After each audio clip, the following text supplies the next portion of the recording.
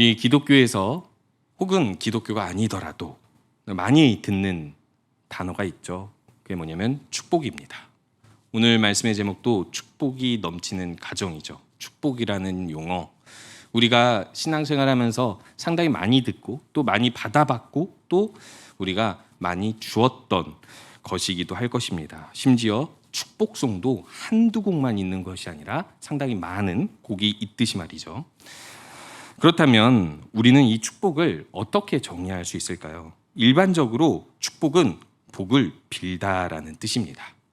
그런데 이 복은 신자든 불신자든 간에 공통적으로 이런 의미를 가지고 있습니다.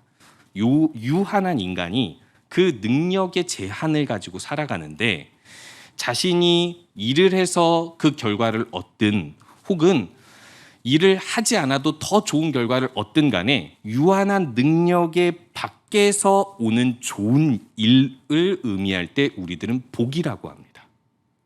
제가 너무 어렵게 설명했나요? 그냥 잘 되는 것이 복이죠. 이렇게 뭐 그렇게 길게 설명합니까? 우리가 이 의미를 정확하게 알아야 성경적인 복의 의미를 정확하게 알 수 있고 그리고 성경적인 축복을 우리가 주고받는 것이 무엇인지를 알 수 있기 때문입니다. 그렇다면 불신자들은 이 기독교인들의 축복을 받기 원할까요? 받기 싫어할까요? 제가 어떤 한 제자의 어머니가 신천지에 빠졌다는 소식을 들었습니다. 그래서 거의 정기적으로 1년에 몇 번 혹은 이제 최근에는 거의 뭐 몇 년에 한 번 이렇게 만나게 되었는데 그 아이가 이 신천지에 빠진 어머니가 가장 소름 끼칠 때가 있다고 합니다. 어느 때일 것 같아요? 신천지 그 말씀 테이프 그거 들을 때 아닙니다. 어느 때냐면 어머니께서 신천지의 신앙을 무장해서 밤에 자녀들이 잠잘 때 와서 축복 기도해 줄 때예요. 막 비명을 지르고 그 밤에 나한테 기도하지 말라고 축복하지 말라고 막 그러면서 난리 쳤다고. 근데 그게 저는 너무 공감이 가더라고요. 사실 우리들은 조금 많이 미운 마음을 가지잖아요. 그런 이단들에게. 그렇기 때문에 그런 이단들이 믿고 있는 잘못된 신앙으로 나에게 기도를 해주고 축복을 해준다. 어우 소름 끼쳐. 나도 듣기만 해도 닭살이 돋아라고 생각하는데 반대로 무신론자들은 어떨까요? 야 신이 어딨어? 보여줘봐. 난 못 믿겠어. 그래? 축복 기도해줄게. 그러면은 싫어 안 받을 거야 이런 사람 거의 없습니다. 해줘. 왜일까요? 불신자든 신자든 공통적으로 인간이 자신의 유한한 능력으로 잘 될 수 없다고 생각하기 때문입니다. 그것만으로는 인간이 잘 살 수 없다라고 생각하기 때문에 모든 인간은 그 마음속 한편에 유한보다 더 뛰어난 초월자 혹은 초월적인 능력 그것이 혹은 신이 아니라 자연이라고 믿는다 할지라도 그런 데서 오는 인간 밖에서의 능력의 좋은 일들을 기대하고 바라고 또 그것을 원하기 때문에 축복이라는 말은 누구에게나 긍정적인 용어입니다. 그런데 이 축복의 의미를 우리가 성경적으로 바르게 알아야 할 것은 바로 이런 의미입니다. 불신자들과 신자가 다른 이 축복의 의미는 복의 주체가 하나님이라는 겁니다. 자연 만물의 어딘가에서 알 수 없는 복, 행운이 오는 것이 아니라 하나님이 주체자로서 하나님께서 선택하여 주신다는 겁니다. 그러면 이것을 적용하면 어떨까요? 하나님께 복을 빌면 복 받는다. 이것이 우리가 단편적으로 생각하는 축복이었겠죠. 하지만 그것을 좀 더 의미를 깊이 들어가 보면 하나님이 우리와 같이 자유로운 인격을 가지고 있다라고 생각을 해볼 때 하나님은 자신의 뜻대로 복을 주시는 분이라는 거예요. 그래서 실제로 하나님께서 이 세상을 창조하실 때 무엇으로 창조하시죠? 자신의 뜻을 말씀으로 창조하시는데 자신의 뜻대로 모든 것이 되어질 때서야 비로소 좋았더라. 보시기에 좋았더라. 심히 좋았더라라고 말씀해요. 이것이 복입니다. 사실 우리가 믿음 생활을 해오면서 바라는 것이 그렇지 않습니까? 물론 성경에 있는 여러 구체적인 복의 내용들을 가지고 누군가를 축복하고 또 복을 기원하면서 기도하기도 하지만 사실 우리 마음속에 한켠에는 항상 바라는 것은 무엇이냐면 내가 이것을 선택하더라도 이것보다 더 좋은 선택을 하시는 하나님께서 나를 이끌어 주시고 보호하여 주시고 공급해 주시기를 바라고, 또 우리 자녀들에게도 우리 가정에게도 그것을 가장 바라기 때문에 우리들은 이 다른 종교, 다른 무신론자들, 다른 불신자들과 다른 축복의 의미를 가지고 있다라는 것입니다. 그렇기 때문에 저는 이 축복을 받는 비결을 이렇게 정의할 수 있다고 생각합니다. 무엇이냐면 하나님 약속 아래 거하는 것. 하나님께서 말씀하신 그 모든 것이 완벽하게 좋다면 하나님께서 약속하신 그 말씀은 변하지 않고 완벽하게 우리를 복된 곳으로 이끌어가고 복을 주시는 약속이 있기 때문에 하나님 말씀대로 그 약속 안에 사는 것만이, 하나님의 그 은혜 아래 사는 것만이 우리에게 주어질 수 있는 가장 위대한 복이라고 말씀드리고 싶습니다. 그렇기 때문에 우리는 이 축복의 비결을 이 성경의 여러 가지 사례 중에 오늘 우리가 잘 알고 있는 야곱의 축복 속에서 살펴보고자 하는데요. 이 사실 야곱과 요셉의 이 두 아들의 축복의 이야기는 조금 독특한 면을 가지고 있습니다. 왜냐?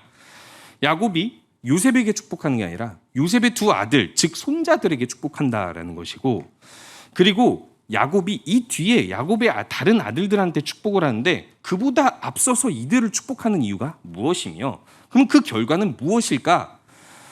우리가 이스라엘에 12지파가 있다고 생각하잖아요.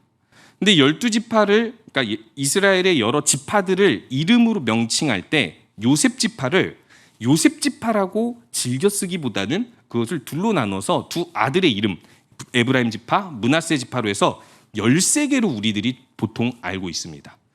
물론 땅을 기업으로 얻을 때는 좀 다르죠. 레위 지파가 여러 지파들이 흩어져 살고 시므온이 유다 땅에 흡수되기 때문에 사실상 땅을 얻고 한 민족으로 정착하여 복을 얻어 사는 것으로 볼 때는 에브라임 지파 하나, 므낫세 지파 하나가 르우벤이나 시므온 같은 다른 여러 지파보다도 더 강력한 민족으로 하나님께서 번성하게 하시고 더 넓은 땅에서, 좋은 땅에서 살게 하시는 것을 볼 때, 사실상 지금 오늘 요셉의 두 아들이 받는 축복은 야곱의 아들들이 받는 한 사람의 축복보다도 정확히는 2배 더 많다라고 볼 수 있고, 우리들은 이거를 장자의 두 몫이라고도 할 수 있으며, 그럼 도대체 왜 요셉의 두 아들이 이렇게 축복을 받았는지를 살펴봄으로 인하여서 진정으로 축복이 넘치는 가정의 비결은 무엇이며, 그리고 또 이렇게 축복을 받으러 나온 이 요셉과 이 축복을 주는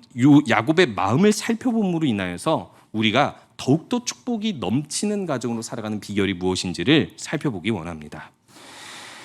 우리들이 흔히 알듯이 요셉은 야곱의 사랑을 받았습니다. 그러니까 축복을 받았겠죠. 장자의 두목, 그래서 요셉이 받았겠죠. 간단히 그렇게도 생각해 볼 수 있습니다. 야곱의 사랑을 받았건 말건 모든 건 예정론이잖아요. 하나님께서 주권적으로 그냥 요셉에게 두 몫을 주셨겠죠. 또 어떤 이들은 요셉의 이야기를 보면서 요셉 같은 믿음의 사람이 어디 있습니까? 이 믿음 때문에 축복을, 장자의 두 몫을 받게 된 것입니다. 물론 이 장자의 몫을 왕위, 장자의 권한으로는 유다가 받게 되지만, 그리고 르우벤이 아버지의 침상을 범하고 시므온과 레위가 학살을 한 경험이 있기 때문에 그 다음 차순으로 유다가 장자의 권한을 받는 것은 우리가 너무 쉽게 이해할 수 있지만은 사실상 너무나도 먼 11번째 아들 요셉이 이렇게 장자의 두 몫을 받는다는 것은 우리가 이해하기가 쉽지 않습니다. 그런데 그 어떤 것보다도 저는 오늘 강조하고자 하는 부분은 오늘 본문에서 요셉이 왜 이 두 아들에게 이런 두목의 축복은 아니죠. 두 몫의 축복이죠. 이렇게 2배의 축복을 넘치는 이 놀라운 일들이 발생했는가라는 것입니다. 그 이유는 오늘 요셉이 야곱에게 나오는 장면을 통해서 살펴볼 수 있습니다. 48장 8절을 보니까 이스라엘이 요셉의 아들들을 보고 이르되 이들은 누구냐라고 질문하고 있습니다. 왜 이 질문을 하죠? 앞에 48장 1절을 보면 이미 요셉이 야곱에게 나와왔는데 나온 이유가 바로 이것 때문입니다. 어떤 사람이 요셉에게 말하기를 내 아버지가 병들었다 하므로 그가 곧 두 아들 므낫세와 에브라임과 함께 이르들었다라고 이야기합니다. 아유, 아버지가 돌아가시게 생겼는데 당연히 아들들을 데리고 가지고 병문안을 해야죠. 뭐 그런 맥락일 수도 있습니다. 그런 맥락이 아니지는 않겠지만 오늘 이 본문의 흐름을 볼 때는 의도가 있죠. 어떤 의도입니까? 요셉이 자기의 두 아들을 야곱에게 축복받게 하려는 의도입니다. 그런데 여기서 우리가 살펴볼 것이 있죠. 지금 야곱에게 축복받아야 되는 순서, 질서가 누구입니까? 요셉입니다. 근데 왜 지금 이 요셉이 반칙을 하고 있죠? 두 아들을 데리고 와서 두 아들을 먼저 축복받게 하고 있잖아요. 이것은 선을 넘는 행동 아닙니까? 야곱처럼, 옛날에 야곱처럼 축복에 대한 갈망이 너무 크기 때문에 그럴 수 있다고 우리들은 생각할 수 있지만 우리가 앞에서 내용을 보면 야곱이 이런 유언을 이제 말합니다. 자신은 이 땅에서 하나님의 약속을 받지 않았다. 가나안 땅에서 약속을 받았다. 그러니까 나를 가나안 땅으로 유고를 옮겨달라라고 유언을 하죠. 한마디로 이야기해서 하나님의 복은 가나안 땅에 있는데 내가 여기서 죽을 뿐이고 하나님의 뜻을 따라 내가 여기 잠시 거하는 나그네일 뿐이다라고 이야기하면서 요셉에게 분명하게 이야기하는 것이 있습니다. 요셉, 네가 어디서 복을 받았는지, 누구에게서 복을 받았는지 분명히 기억해라라는 것입니다. 요셉에게 두 아들이 야곱의 축복을 받는 것은 큰 의미가 있을까요? 요셉은요, 가나안 땅에서 받은 복이라고는 경험적으로 봤을 때 아버지의 사랑밖에 없습니다. 채색 옷 입은 거, 그리고 하나님께서 미래의 일을 꿈 2번을 통해서 보여주시죠. 가나안에서 좋은 기록이라고는 그것밖에 없습니다. 그런데 요셉이 실질적으로 그 생애에서 어디서 복을 받죠? 애굽에 가서 복을 받아요. 애굽 땅에서 하나님께서 보디발의 집에서도 형통하게 하시고 여러 가지 많은 억울한 일을 당했지만 결국 총리가 되게 하시고 심지어는 이 형제들을 용서할 수 있는 권한, 그리고 야곱의 가족을 먹여 살릴 수 있는 이런 복된 이 사람이 되게 하신 분이 바로 하나님입니다. 요셉은 어찌 보면 이렇게 오해할 수 있습니다. 하나님은 이 애굽 땅에서 나에게 복되게 하셨으니까 애굽 땅에서 계속 살아도 되지 않을까? 물론 요셉은 어려서부터 야곱을 통해서 가나안 땅에서 우리 민족은 약속을 받고 영원히 하나님의 나라를 이루며 살 거라는 이야기, 계시를 받았겠죠. 하지만 요셉에게 있어서 굳이 그냥 자기만 아버지 야곱에게로 나와서 축복받으면 그냥 그 질서대로만 하면 됐지, 그보다도 한 걸음 나아가서 선을 넘어서 자기 두 아들을 굳이 데리고 와서 복을 받게 해줄 필요가 있었느냐라는 것입니다. 왜일까요? 이 두 아들의 삶을 우리가 조금만 상상해 보면 알 수 있습니다. 이 두 아들은 태어나자마자 누구의 아들이죠? 애굽의 2인자의 아들입니다. 태어나자마자 야곱을 본 게 아니죠. 그리고 나서 갑자기 삼촌들이 생겨요. 큰아빠 몇 명, 10명이야. 작은 아빠 1명에 할아버지가 갑자기 생겨요. 근데 그들이 예전에 자기 아버지를 배반했었던, 버렸던 사람들이고 빈털터리가 돼서 애굽을 찾아와요. 어떻게 보면 이 두 아들의 시각으로는 우리 아버지는 하나님의 복을 받은 사람이고 애굽에서도 인정을 받은 2인자 최고이고 우리들은 그것을 누려오며 커왔는데 어떻게 보면 그 모든 혜택에 빌붙으러 온 가족처럼 보일 수 있습니다. 야곱 가족이. 그러니까 추정을 하는 겁니다. 그런데 물론 요셉이 신앙교육을 잘하고 그들의 본향이 가나안이라는 것을 설명했을지라도 실제적으로 요셉이 이 두 아들에게 교육하고 선택하게 하는 것이 무엇이냐면 너희들이 지금 받아온, 가지고 있는 애굽에서의 혜택, 이 모든 하나님이 주신 복들보다 뛰어난 복이 있는데 그것이 바로 야곱에게 주신 하나님의 약속 아래 거하는 것이다. 너희들은 이 땅에서 살다가 죽을지도 몰라. 가나안 땅으로 못 돌아갈 수도 있어. 근데 너희들의 후손은 더 큰 복을 받아서 가나안 땅에서 하나님 나라를 이루면서 살아야 해 라는 것을 요셉이 오늘 야곱이 병들었을 때 나오는 이 발걸음으로 보여주는 것입니다. 이 요셉의 뒷모습을 통해서 이 요셉의 두 아들이 분명하게 알게 되죠. 애굽에서 받은 복보다 야곱이 주는 복이 더 크다. 그래서 무슨 일이 일어나죠? 야곱의 두 아들이 됩니다. 사실 이것도 너무 선을 넘는 행동이라고 이야기할 수 있겠죠. 야곱이 굳이 이들을 두 아들로 입양해서 복을 줄 필요가 없었거든요. 그런데 이렇게 두 몫을 주기 위해서 축복을 줬던 이 야곱, 그리고 이렇게 했던 요셉의 이 하나님의 약속 아래서 받는 축복을 갈망하는 이 모습, 이것이야말로 진정으로 축복이 넘치는 가정의 비결이라고 할 수 있는 것입니다. 우리들이 자녀들에게 축복을 해줄 때 자녀들에게 무엇을 보여줄 수 있습니까?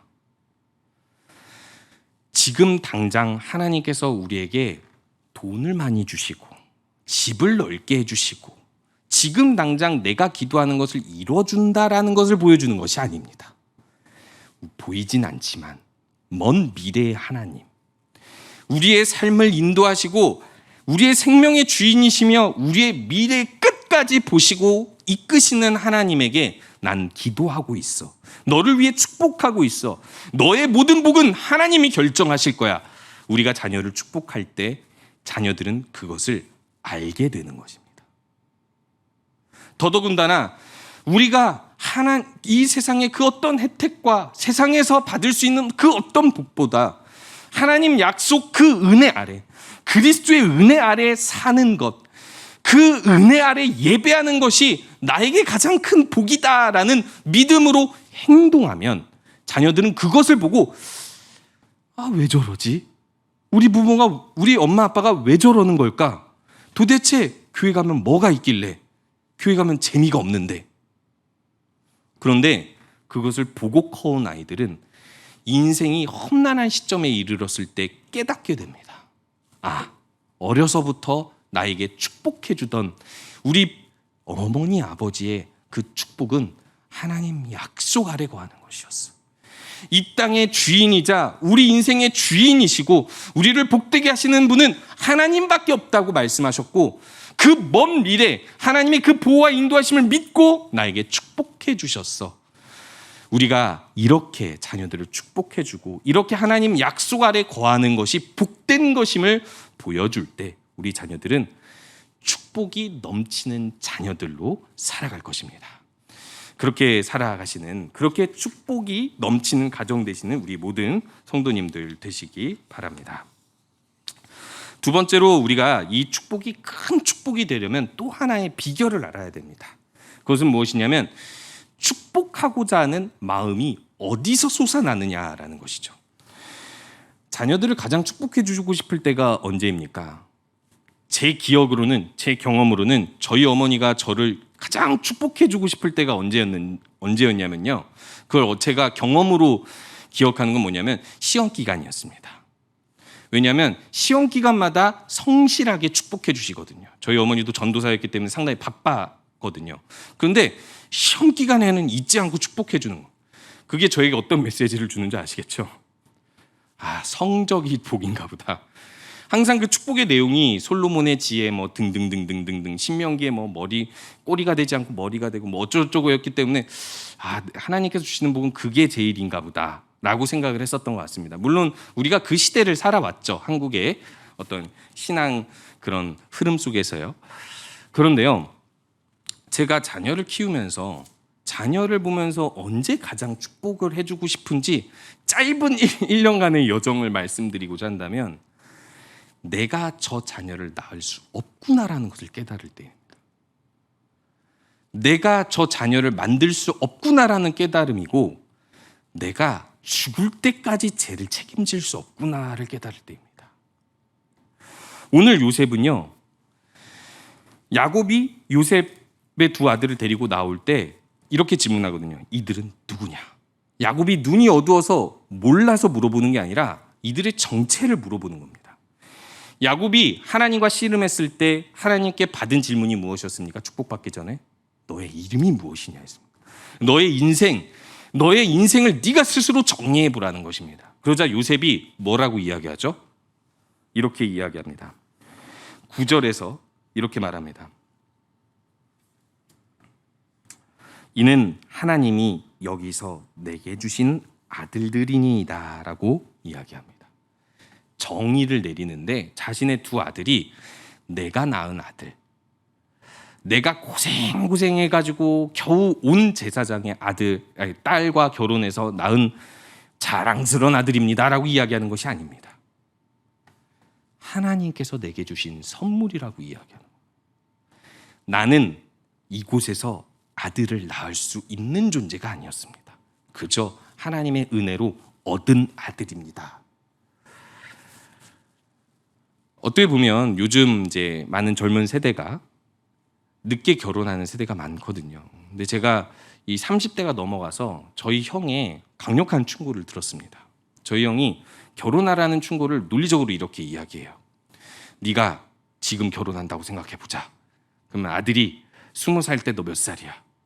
그럼 너는 늙은 아빠를 아들에게 보여주는 거야. 되게 저희 형도 좀 날카롭고 논리적인 사람이라서. 근데 그게 마음이 이렇게 남게 되면서 그때부터 내가 빨리 결혼해서 빨리 자녀를 낳아야 되겠다라는 생각을 한 게 33살이에요. 늦었죠? 근데 제가 결혼을 언제 하냐면 37에 합니다. 그리고 자녀를 38에 낳았죠. 제가 아내랑 이야기를 할 때 가장 많이 걱정하는 게 무엇인지 아십니까? 우리가 아기가 20살이 됐을 때 우리 둘 중 한 사람이 세상을 떠났을까 봐. 아이가 아빠 없이 엄마 없이 자랄까 봐. 근데 그때가 되면 우리들 마음속에서 솟아나는 게 뭐냐면 하나님밖에 없다는 사실입니다.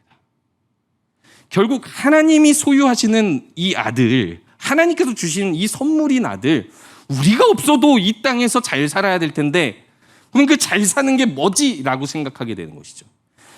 하나님의 아들로 살아가는 것이 가장 잘 사는 것이잖아요. 제가 그때 가장 아이를 축복해주고 싶습니다. 내가 없어도 넌 이 땅에서 하나님만 바라보고 잘 살았으면 좋겠다라는 그런 말을 알아들었으면 좋겠는데 아직 못 알아듣습니다. 그러자 야곱이 또 하나의 축복을 주기 위해서 한 가지 고백을 하는데 이제는 요셉이 야곱에게 넘겨주면서 야곱이 이렇게 고백합니다. 이들은 내 것이다. 그러면서 내 것인 이유를 이렇게 이야기합니다. 11절에 내가 내 얼굴을 보리라고는 생각하지 못하였더니 하나님이 내게 내 자손까지도 보게 하셨도다. 이게 무슨 말이죠? 야곱에게는 12아들이 있었죠. 그 12아들 중에 한 명이 죽습니다. 야곱의 경험으로 이야기하면. 그것도 짐승에게 물어뜯겨 죽어요. 그 장면을 보진 못했지만 야곱은 그렇게 아들들의 증언으로 믿어왔겠죠. 그런데 몇십 년이 지나서 가뭄으로 죽을 위기에 처했을 때 자신을 구해주는 애굽의 총리가 죽었던 아들인 거예요. 그때 야곱이 무슨 생각을 할까요? 내가 죽기 전에 내 아들들에게 축복해줬으면 하는데 내 아들 한 명이 죽어서 축복을 못 해줘. 그 아들의 아들도 없어. 야곱에게 있어서는 하나님의 영원한 축복을 줄 수 있는 권한이 있는데 아들 한 명, 그 한 명을 잃어버려서 못 준다라고 생각을 했을 때 얼마나 슬펐을까요? 몇십 년 동안. 근데 죽기 17년 전에 이 아들에게로 옵니다. 이 아들을 만납니다. 그러니까 이 야곱에게는 이 아들이 큰 선물인 거예요. 근데 그 선물에 덤이 따라오죠. 2배의 선물이 뭐냐면 그 아들의 아들들까지 있는데 그 두 아들을 야곱이 죽기 전에 이렇게 데리고 온 거예요. 그러니까 야곱에게 있어서 이 두 아들은 은혜에 더한 은혜입니다. 선물에 더한 선물이고 아까 제가 표현했던 복이라는 것은 인간의 유한한 능력 밖에서 오는 좋은 일이라고 이야기했잖아요. 자신의 능력과 예측 밖에서 온 하나님의 놀라운 복이라고 생각하면서 감사가 흘러 넘치니까 그때에서야 비로소 이 야곱은 하나님의 그 무한한 축복을 더욱더 줄 수 있는 마음을 가지게 되는 것이죠. 우리가 자녀들을 어떻게 하면 더 큰 축복을 줄 수 있겠습니까? 그래, 하나님의 약속 아래 거하는 것이 너에게 가장 큰 축복이야. 논리적으로, 머리로 뜨거운 마음 없이 축복해주면 좋은 축복이겠습니까? 아니요. 하나님께서 나에게 그러한 선물을 주셨구나. 그래서 내게 주신 이 선물에 너무 감사한 마음이 있으면 우리 자녀들에게 이런 축복이 더 줄 수 있겠죠. 제가 잠시 옷을 갈아입으러 그 집을 다녀왔는데요. 제가 요즘 서운한 게 14개월이 됐는데도 아빠를 안 해요. 엄마만 합니다. 저한테 엄마래요. 근데 제가 이제 옷 갈아입고 있는데 저한테 와가지고 이렇게 이야기하는 거예요. 봐. 이제 아빠라고 얘기하는구나. 그래, 아빠야, 아빠. 아빠 해봐. 그랬더니 엄마 그러는 거예요. 그래서 아니야, 아빠야. 아빠. 그래, 아빠 아니어도 좋아. 봐라고 다시 해봐. 그러니까 얘가 승질을 내는 거예요. 엄마 이러는 거예요. 자기는 엄마라고 부르고 싶다는 거죠. 그러니까 끝까지 자기 고집을 부리는 그 모습을 보면서 저의 미래가 보였습니다. 가끔은 우리 자녀들에게 축복을 해주고 싶다가도 넣어두고 싶을 때가 있죠. 그런데요, 그럼에도 불구하고 우리가 끊임없이 자녀에게 사랑과 축복을 줄 수 있는 이유, 하나님이 주신 선물, 무한하고 큰 은혜라고 여기는 마음 때문입니다. 그러면 우리들은 축복이 넘치는 가정이 될 수 있습니다.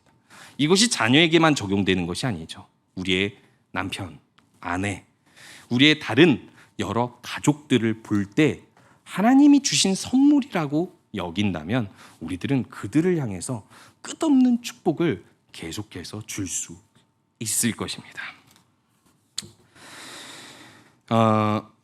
마지막으로 우리가 이 축복을 주는 내용을 두 가지로 살펴보기 원합니다. 축복을 주는 내용 두 가지를 첫 번째로 이렇게 이야기하고 있습니다.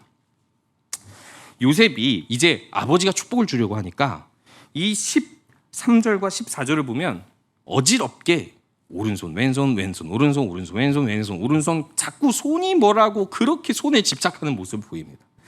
한마디로 이야기해서 장자인 므낫세가 있고 차남인 에브라임이 있는데 이 장자인 므낫세를 아버지의 오른손으로 갖다 대죠. 그리고 에브라임을 차남이니까 당연히 왼손으로 갖다 댑니다. 왜냐? 오른손이 더 큰 손이니까, 더 힘 있는 손이니까 더 많은 축복을 받으라고. 자, 요셉의 이 마음은 하나님의 뜻입니까? 인간의 의지입니까? 상당히 인간적인 면모이죠. 저는 요셉이 인간적인 면모가 이 어떤 성경에서 많이 드러나진 않는다고 생각했는데 여기서 강력하게 드러난다고 생각이 듭니다. 그런데 14절에서 이스라엘이 오른손을 펴서 차남 에브라임의 머리에 얹고 그리고 왼손을 펴서 므낫세의 머리에 얹습니다. 므낫세는 장자라도 팔을 엇받고 얹었더라라고 오늘 이 저자는 분명하게 강조해주고 있습니다. 그러니까 요셉의 반응이 어떻죠? 요셉이 17절에 기뻐하지 아니하여 아버지의 손을 들어 에브라임의 머리에서 므낫세를 옮기고자 합니다. 와, 상당히 아버지가 축복을 주려고 하고 있는데 감히 이럴 수 있다는 게 놀랍죠? 그런데 18절에서 이렇게 이야기합니다. 아버지여 그리 마옵소서. 이거는 꾸짖는 언어입니다. 예전에 베드로가 예수님 십자가 못 박힌다고 했을 때 예수님을 말리던 언어와 똑같은 행동입니다. 요셉이 이렇게까지 하는 이유가 무엇일까요? 자신이 가지고 있는 인간적 욕구로 복을 구하기 때문입니다. 그런데 오늘 이 야곱이, 눈이 어두웠던 야곱이 이렇게 이야기합니다. 안다, 나도 안다, 내 아들아 나도 안다 라고 강조하면서 알고 주는 것이다 라고 이야기합니다. 이전에 이삭의 눈이 어두워서, 영적으로 눈이 어두워서 야곱에게 축복 줘야 될 거를 장자라고 에서에게 축복을 주려다가 또 눈이 어두워서 야곱에게 속임을 당해서 결국 야곱에게 축복을 주었던 것처럼 야곱이 눈이 어두워서 하는 실수가 아니라 눈은 어둡지만 하나님의 은혜는 선명하게 보기 때문입니다. 하나님의 뜻은 선명하게 보기 때문에 오늘 이 아들의 인간적인 면모를 드러낼 때 진짜 복은 인간적인 복에서, 인간적인 추구하는 그 복에서 나오는 것이 아니라 하나님의 뜻에 맡길 때 나온다라는 것을 이야기해 주고 있는 것입니다. 이것이 야곱이 차남이라서 나도 차남인데 차남이 축복받았잖아, 그러니까 차남인 에브라임이 장자의 축복을 받아야 돼, 이런 이기적인 욕심 때문에 야곱이 이렇게 행동하는 것이 아닙니다. 세상의 질서와 다르게 하나님의 뜻이 승하다라는 것이죠. 하나님의 뜻이 그러하니 우리들은 그저 하나님께서 주시는 그 복에 순응해야 된다라고 하면서 마지막에 이렇게 강조하고 있습니다. 그도 크게 되려니와라고 이야기합니다. 걱정하지 마라. 므낫세도 크게 될 것이다라고 이야기하는데 실제로 광야에 들어갈 때도 에브라임 므낫세 족속 둘 다 다른 족속에 비등할 만큼 큰 민족을 이룹니다. 근데 광야를 나와서 이제 가나안 땅에 정착할 때는 더 큰 민족이 돼서 르벤이나 시몬 족속보다도 더 번성한 족속이 되고 또 좋은 땅을, 많은 땅을, 넓은 땅을 얻게 되죠. 이런 것을 보았을 때 이것을 하나님의 뜻대로 야곱이 복을 주었다라고 이야기하는데 우리가 명심해야 될 분명한 사실이 있습니다. 우리가 자녀를 하나님의 축복 가운데 맡길 때에는 물론 우리가 구하는 여러 가지 구체적인 축복들이 있겠지만 그보다 강력한 복은 하나님이 자신의 뜻대로 우리 자녀들을 이끌어갈 때 이루어진다는 사실입니다. 내 자녀는 꼭 이렇게 돼야 돼. 그래서 나는 이런 복을 축복해 줄 수 있죠. 그렇게 할 수 있습니다. 하지만 우리 마음속 한편에는 분명한 이런 신뢰와 믿음이 있어야 되는데 그래도 하나님이 인도하신다. 그래도 내 자녀의 길을 하나님이 선택하신다. 라고 우리들이 믿음으로 하나님의 뜻에 맡길 줄 알아야 된다는 것입니다. 그러면서 오늘 두 번째로 이 야곱이 축복의 내용을 어떻게 강조해 주고 있느냐면요. 이렇게 이야기합니다. 15절에서 16절에 내 조부 아브라함과 아버지 이삭이 섬기던 하나님, 나의 출생으로부터 지금까지 나를 기르신 하나님, 모든 환난에서 건지신 하나님, 이 아이들에게 복을 주실 때 이 세상에서 번식되게 하여 주시옵소서. 자, 이게 어떤 용어죠? 길러주시고 건져주시고 그리고 번식되게 하다. 어떨 때 많이 쓰는 용어죠? 목자가 양을 칠 때 쓰는 용어이죠. 하나님께서 이 자녀들의 목자가 되어주셔서 길러주시고 보호하여 주셔서 그 모든 악에서 건져주시고 그렇게 해서 이 자녀들로 하여금 하나님 나라가 번성해지게 하여 주시옵소서라는 축복을 주고 있는 것입니다. 이 축복의 내용은 한마디로 이렇게 정리할 수 있는 것이죠. 이 자녀들은 반드시 험난한 세상을 살게 될 것입니다. 저처럼. 그 험난한 세상 속에서 목자 되신 하나님을 경험하고 목자 되신 하나님으로 받는 복이 있게 하시고 평안히 주의 집에 거하게 하옵소서라는 기도인 거죠. 실제로 이스라엘이 평안히 길을 걸어갑니까? 광야에서 그리고 가나안 정복의 모든 여정에서 심지어 나그네와 같이 애굽 땅의 노예로 살면서 험난한 세월을 야곱처럼 보냅니다. 그러나 목자 되신 하나님께서 결국 이들을 젖과 꿀이 흐르는 땅으로 인도하셨듯이 먼 미래의 영원한 복으로 하나님께서 인도하실 것을 확신하면서 오늘 야곱은 죽음 앞에서 이렇게 복을 축복해 주고 있는 것입니다. 하나님, 이 자녀들은 반드시 사망의 음침한 골짜기를 지나가게 될 것입니다. 그때 주의 지팡이와 막대기로 안위하여 주시옵소서. 반드시 이 자녀들에게는 대적과 원수를 만나는 사건이 있을 것입니다. 그래도 주님이 그 가운데 주님의 은혜를 맛보며 평안히 집으로 돌아오게 하여 주시옵소서. 우리 자녀들에게 있어야 할 복이 바로 이런 복입니다.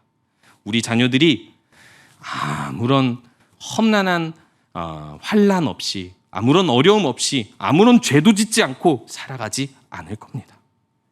남들에게 해도 끼치고 죄도 짓고 말썽도 부리고 방황도 하고 그리고 심지어는 억울한 일도 당하고 험난한 세상 속에서 맞고 올지도 모릅니다. 그런데요, 우리가 그 가운데 소망하고 바라야 할 복은 그 모든 상황 가운데서 주님께서 모든 악으로부터 건져주시고 이들을 길러주셔서 이 땅에서 하나님 나라로 번성하게 하여 주시옵소서. 우리 자녀들에게 이런 복을 기원하면서 축복이 넘치는 가정 되시는 우리 모든 성도님들 되시기 바랍니다.